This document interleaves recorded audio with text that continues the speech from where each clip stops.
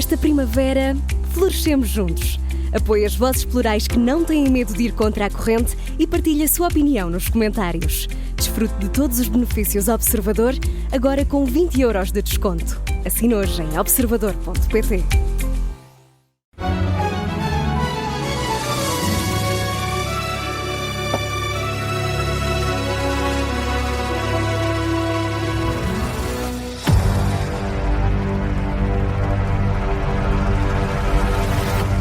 Já está connosco o Pedro Jorge Castro para o Esplendor e a Infâmia. Bem-vindo, Pedro. Esta semana há um esplendor que nos diz muito e que é a estreia do ranking de podcasts, onde o Observador conseguiu 35 nos primeiros 100 lugares. Vais falar sobre isso? Como não? Como não? Sim. A sério? Não. Já adivinham as cenas. Não podia não falar. Deixem-me só dizer que a existência do ranking é um bem em si. É um bem em si para todos, independentemente dos lugares que o Observador ocupa ou não ocupa. É um fenómeno de transparência que de repente se instala no mercado pela forma fidedigna como isto é medido. Ou seja, só para recordar, isto não é com inquéritos, não é com nada. Portanto, isto vem a Marktest vem diretamente ao sistema dos publishers, ver exatamente quantas pessoas ouviram o quê. E tu dizes isso dos inquéritos para as pessoas saberem, explica certo. Como é que é na rádio. Porque há um contraponto em relação a outras audiências, não é? Aquilo que normalmente são as audiências da rádio, não é? Que é feito, isso sim, com 6 mil inquéritos, portanto, por chamada, portanto, e depende das pessoas que atendem. Só não para telefone fixo. Sim, uma parte significativa sim para telefone fixo. Pronto. Mas e perguntam, um sistema muito arcaico. Ouviu rádio ontem? E, portanto, não mede escuta efetiva de rádio, não é? Submetem as pessoas durante 40 minutos a um longo interrogatório para depois... portanto, só quem aguenta isso tudo é que de facto é contabilizado de alguma forma. Pronto, eu suspeito que muita gente ou não atende números que não conhece, ou mesmo que atende assim que dizem para o que é. Portanto, e sim, em contraponto, de facto, está aqui algo que eu acho que é um bem em si para o mercado. Portanto, todos os meses, a partir de agora, vai haver este ranking que vai divulgar. Então, é mensal. É mensal. Em que lugar surge cada podcast. E isto é um bem para todos, não é só para nós. É um bem, obviamente, para a Joana Marques, do extremamente desagradável, que lidera, para o Marco, que está em segundo, para o Quantas Poupança, do Pedro Anderson. Portanto, é um bem para todos. E depois, sim, claro, eu acho que é um bem para nós, tendo em conta o investimento que fazemos nisto, sobretudo pela forma como isto mostra o trabalho de equipa que está aqui, não é? Nós temos 70 podcasts nos 200, não é? Isto é um top de 200, e nós temos 70, imaginem, isto é toda a equipa do Observador, do Jornal, da Rádio, produção, sonoplastia, toda a gente está envolvida nisto. Isto não depende de uma pessoa, nem de duas, nem de três. Quase toda a gente tem dedos em alguns dos podcasts que estão aqui neste ranking, e, portanto, eu acho que é uma bênção, de facto, toda a gente ter acesso a estes dados. Isto vai ser muito dinâmico, seguramente. Todos os principais concorrentes estão a investir muito nisto e vamos ver como é que isto vai evoluir nos próximos tempos, mas pronto, noto isto, de facto, temos 10 no top 30, 35 no top 100, 70 no top 200, vamos ver o que é que... A questão nós temos 70 podcasts. Nós temos mais de 70 podcasts. Sim, depois no meio disto tudo até há podcasts que são intemporais, nomeadamente os Podcast Plus têm sido um sucesso, obviamente, que não é quem descobre um, depois vai ver os outros. Claro. E pronto, isto é bom também para o mercado, para decidir os anunciantes, as empresas, tomarem decisões informadas sobre onde é que põem o seu dinheiro. Mas também influencia quem ainda não ouve, não é? Claro. Não, mas lá fora há uma corrida enorme, não é? O patrocínio de podcasts. Cá isto ainda não é exatamente assim, mas a partir deste momento eu creio que não há desculpas para que não passe a ser de outra forma e não passe a ser algo precisamente mais atraente também para os anunciantes, que também é preciso para todo este mercado. Claro. Vamos lá agora o outro esplendor.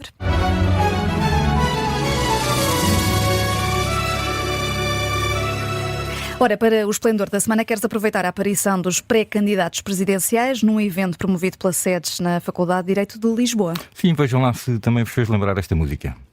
Agora, tu és um cavalo de corrida. Os cavalos de corrida dos UHF, que estes meninos aqui não se devem lembrar, então, se calhar. Como não? Não, aquela menina também se lembra. Lembro, os candidatos não são cavalos, bem entendidos, mas esta música também não é sobre cavalos. Ele próprio diz que é um cavalo de corrida. Qual é que te pareceu vir a ser, digamos, a aposta, se tivesses que apostar aqui em cavalos, que é uma coisa que eu não aconselho, mas se tivesses que apostar, qual era a aposta mais esplendorosa? Olha, é difícil ver, não é? Há uma resposta para isso, se calhar mais daqui a bocadinho, mas isto fez-me lembrar aquele e-mail do Musk, já viram o e-mail? O Elon Musk envies, sim. Desafiou toda a gente, todos os funcionários norte-americanos a responderem um e-mail dizendo 5 coisas que conseguiram alcançar na semana anterior. Aqui ninguém tem que responder esse e-mail porque é evidente que o que toda a gente faz. Portanto, somar a tudo o que já toda esta equipa faz, um e-mail a responder aquilo que fazem, pronto, seria redundante. Mas se aplicarmos este e-mail aos candidatos presidenciais, há um que consegue responder e outros que não conseguem. E quem consegue responder é Marcos Mendes, claro, é o que já anunciou a candidatura e caramba, não é muito difícil nós elencarmos 5 coisas que ele tenha feito nos últimos tempos. Então, já tem diretor de campanha, já convidou apoiares Maduro para coordenar os Estados Gerais, grande convidado. Definiu 12 temas para marcar a sua campanha, marcou um primeiro grande comício para julho e voltou a criticar o Almirante. E já deu entrevistas. Esta aparição. Portanto, este, se calhar, é o único que conseguiria responder a este e-mail das 5 coisas que conseguiu alcançar na última semana. Todos os outros não conseguiriam. Mas todos os outros falas do PS, não é? Sobretudo porque... Na área socialista é um grande tabu, um grande Pois, mistério. Porque temos os Antónios, sendo que Vitorino ontem parecia um bocadinho mais para a frente do que tem aparecido. Seguro, continua aqui a pairar sobre a corrida, mas não há nenhum sim definitivo, não é? Certo, e estão a perder tempo, estão a demorar muito, na verdade, porque se há alguém que tem que fazer pela vida são estes 2 candidatos. Sobretudo se forem os 2. Ambos, bom, seja se forem os 2, seja mesmo que façam um, porque ambos estão de facto muito desaparecidos há muito tempo.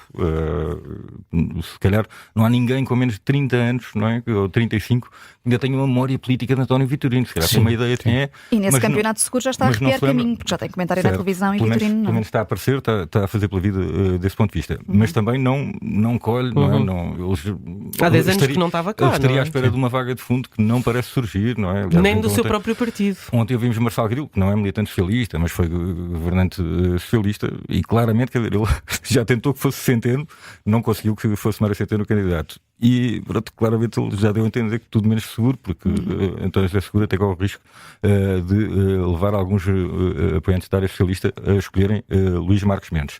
Portanto, o candidato, apesar de tudo, parece mais entusiasmante para aquela área, seria António Vitorino, que tem este passado trágico, não é? De se cortar sempre à última da hora e, portanto, isto deixa sempre um grande suspense sobre aquilo que virá a fazer, mas é a última vez que ele poderá fazer isso, não é? Com este balão que está a encher, é de facto a última vez que poderá fazer isso, sendo que António José Seguro também fica numa posição complicada, porque se recuar agora, apesar de ser mais novo, ele ainda tem tempo para outras coisas e pronto, já recuperou um bocadinho o regresso à vida política com a sua carreira de comentador, pode vir a ocupar daqui a 5 anos, daqui a 10 anos, ainda tem lá este país e tem 10 anos, se calhar, para mostrar uma nova forma de fazer política. Sim, que e a sua faceta... Não está a mostrar para já, embora tenha sido dos candidatos que esteve mais à vontade no contacto com jovens neste evento da Chegou a fazer muito rua, não é? Ao contrário de António Vitorino. Mas não é, repara, se houvesse um grande entusiasmo, já se tinha manifestado. Não há, na verdade, esta espera, não é? Há pessoas que manifestaram o seu apoio a António José Seguro, claro, mas são religionários, apoiantes sempre indefectíveis, mas o povo não está a clamar por Seguro. Também não está a clamar por Vitorino. Apesar de tudo, Vitorino chegou a demonstrar dotes políticos e de graça e de capacidade de comunicação e tem um currículo internacional que pode vir a fazer, transformá-lo num candidato que, quando as pessoas o descobrirem, pode ser temível e pode vir a ter condições de disputar a primeira volta contra Marcos Mendes e depois, se passar ele à segunda volta, não é impossível que consiga fazer frente ao Almirante. E o que é que te pareceu, Pedro, esta aparição do Almirante? Apesar de ainda não ter formalmente avançado, o certo é que foi o que tinha a sala mais cheia para ouvir. Exato, pronto. E na verdade ele já avançou, como diz Luís Marcos Mendes, só falta de facto marcar o dia para dizer sim, sou candidato, mas não há nenhuma surpresa já quanto a isto, não há nenhuma dúvida de que ele vai ser candidato. Seria se ele não avançasse agora, que era giro. Seria a coisa mais estranha, não é? Isso até faria ressuscitar muitos candidatos que ficaram na retranca, digamos assim, com medo do Almirante. Portanto, que ele vai avançar, não há dúvida nenhuma, e de facto ele está com uma distância tão grande nas sondagens. Para o debate público seria melhor que ele avançasse quanto antes, porque há muito por escrutinar no Almirante, há muitas perguntas para lhe fazer, há muita curiosidade para ver as respostas que ele terá a dar. Aliás, prova disso é a sala cheia para o ouvir ontem. Mas do ponto de vista dele, especificamente, ele está bem, não é? Claro. Ele não precisa de fazer nada. Ele vai tendo estas intervenções que vão servindo para ir esvaziando um ou outro receio, um ou outro temor, não é? Para continuar naquele filão que pode agradar a toda a gente, agradar ao centrão, sem se colar muito a nenhum dos extremos, sem nenhuma ideia muito radical, não é? Vai desfazendo as ideias radicais que ele próprio lançou, possa ter lançado no passado, como o serviço militar obrigatório. Mas, portanto, para já, claro que é o mais esplendoroso, com esta distância toda nas sondagens, com esta curiosidade à volta dele para ouvir e com a falta de deslizes em público que está a manifestar. Parece para já o candidato o mais perfeito, não digo, não é? Porque eu tenho dúvidas sobre como é que vai correr a segunda volta. Isso era o príncipe perfeito, que era como o é que vai correr a segunda volta. Mas para a vitória na primeira volta, parece o melhor cavalo de corrida para fazer uma aposta. Não é? E vamos agora correr para a infâmia.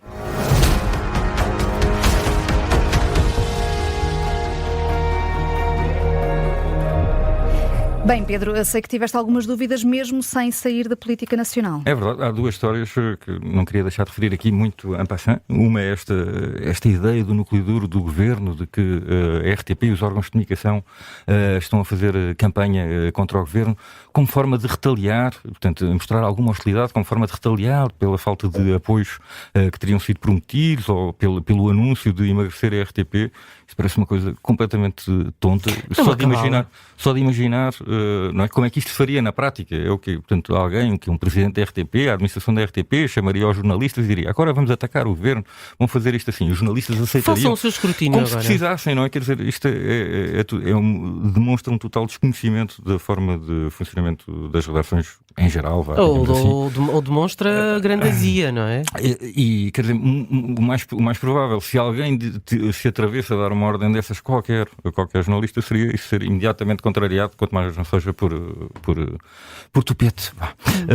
Portanto, não parece-me uma coisa absolutamente delirante e coisa diferente é o facto de haver pessoas que possam ser interessadas, possam ter um interesse específico em passar determinadas informações comprometedoras para um adversário político. Isso é outra coisa, e quanto a isso, batatas, isso é depois compete precisamente aos jornalistas verificar se essa informação é pertinente ou não, se é rigorosa ou não, se é fiável ou não, e decidir se é de interesse público e avançar. Tanto quanto a isso, que não haja equívocos, são duas coisas completamente diferentes. Isto entronca noutro dilema que tive, que era esta história extraordinária das acusações do Bloco de Esquerda, não é? Que foi ao portal da Secretaria-Geral do Ministério da Justiça pesquisar as informações e limitou-se a dizer aquilo cá para fora. É claro que, portanto, acusando, não é? 7 governantes e 20 deputados terem ligações a empresas imobiliárias. É certo que não são jornalistas, mas a partir do momento em que põem determinadas informações no espaço público, de facto, arriscam-se a que sejam acusados de estar a difamar e enlamear pessoas. Portanto, isto para ser desmentido logo poucas horas depois, e Mariana Mortágua vir fazer esta figura hoje um bocadinho triste de agradecer as correções. Caramba, sendo que não sei se vos acontece que as correções estavam lá.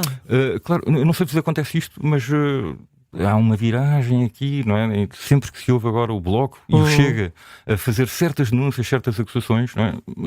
Eu não consigo não me lembrar, no caso do Bloco, e neste caso então de imobiliárias, não é? De roubos, sempre roubos, mas também começam a ter passado. Mas também este caso dos despedimentos internos, não é? Isto retira muita legitimidade, não é? É como se o dedo apontado, não é? Perdesse força, não é? E ficasse trêmulo, e portanto eu não consigo ouvir as denúncias sem olhar para quem está a apontar o dedo e para as fragilidades de quem está a apontar o dedo. E no caso do Chega, claro, Miguel Arruda.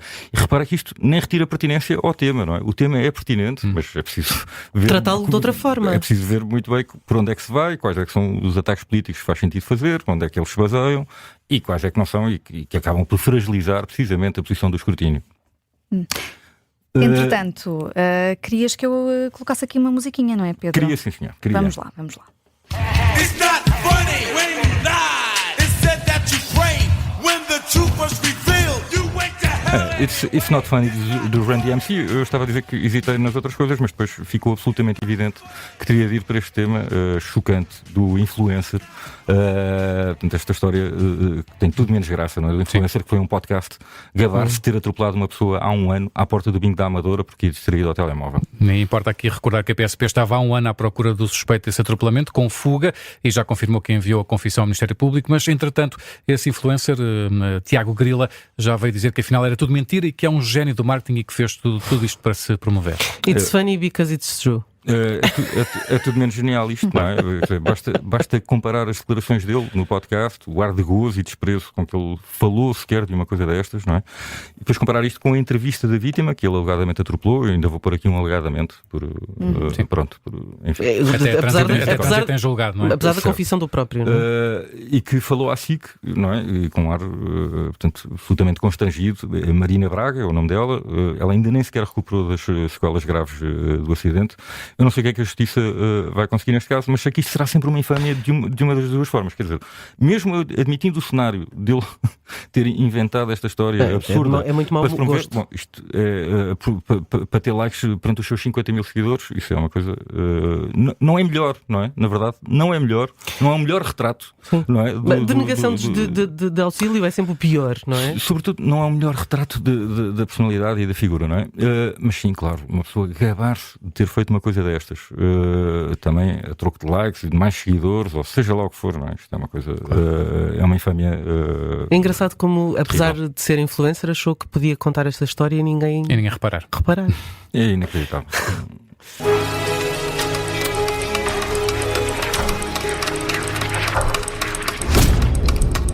Ora, e no Esplendor e a Infâmia há sempre o baú. Trazes hoje um tema que também podia ter sido esplendor, na verdade. Para não dar um resto de fecho a uma vergonha tão grande, decidi trazer as estrelas Michelin. Olha. Foram conhecidos 8 novos restaurantes com uma estrela, entre eles está Marlene Vieira, com o Marlene, precisamente, em Lisboa. Torna-se a primeira chefe mulher a liderar uma cozinha que vence uma estrela Michelin em 30 anos. Parece difícil de acreditar, não é? Tínhamos estado 30 anos sem uma mulher neste grupo restrito de chefes. Sem nenhum demérito para os homens que conseguiram, não é tudo isto que está em causa, mas como é que não houve nenhuma mulher que conseguiu esta distinção? Aconselho-te um podcast do Observador em que há uma grande entrevista em que precisamente o Avilés explica porque é que as mulheres não há tantas mulheres chefe de cozinha. Porque normalmente os horários de trabalho são, como sabemos, à noite, quando as outras pessoas se divertem, não é? Como se costuma dizer, e muitas escolhem ser mães e depois não têm essa disponibilidade. E ele diz que só isso explica o facto de ele ter perdido tantas boas funcionárias e colegas de trabalho, exatamente porque tomaram opções diferentes de vida, em termos de vida pessoal. Parece um mundo a preto e branco, não é? Em que são as mulheres que ficam em casa com os filhos, é isso, e os homens não se descartam disso. Bom, não compreendo. Bom, mas a propósito disto, eu fui procurar os primeiros restaurantes em Portugal a receber estrelas Michelin, e então recuamos quase 100 anos, até 1929. Daí o baú. Não sei se conheciam isto, mas então os primeiros dois foram o Hotel Santa Luzia, na altura ainda se escrevia com S, em Viana do Castelo, maravilhoso. Que hoje é uma pousada de Portugal. Lindíssima. Certo. E o Hotel Mesquita, em Vila Nova de Famalicão. Na altura não era só até 3 estrelas, era até 5 estrelas. Depois a classificação seguinte foi em 1936. Portanto, surgiu a primeira atribuição de 2 estrelas ao restaurante português, o Escondidinho, no Porto. Conheces, Dito? Já lá claro foste? Que sim. Recomendas? Recomendo com a carteira. Recomendo que levem a carteira. Levem a carteira de alguém, não levem a vossa. Levem a carteira de alguém. Depois, 36 foi o ano da Guerra Civil de Espanha, depois meteu-se a Segunda Guerra Mundial e, portanto, o guia desapareceu e voltou em 1973 com uma edição para Espanha e Portugal. E então, em 74, ano da Revolução, é atribuída uma estrela aos restaurantes Avis e Michel em Lisboa, o Pipas em Cascais e Portugal no Porto. Portugal no Porto, que é aquele edifício muito... Houve uma altura em que era o edifício mais alto da cidade do Porto. O que na altura era dizer muito, porque não havia edifícios muito altos no Porto, e que se chama Cooperativa dos Pedreiros. É engraçado porque é um edifício criado por uma cooperativa de pedreiros. Já aprendi aqui algumas coisas com. E o restaurante fica no último andar, portanto tem uma vista incrível. Temos que marcar um jantar. É isso. É com esta viagem aos primeiros restaurantes com estrela Michelin em Portugal que fecha o Esplendor e a Infâmia, sempre com o Pedro Jorge Castro. Até para a semana, Pedro. Até para a semana.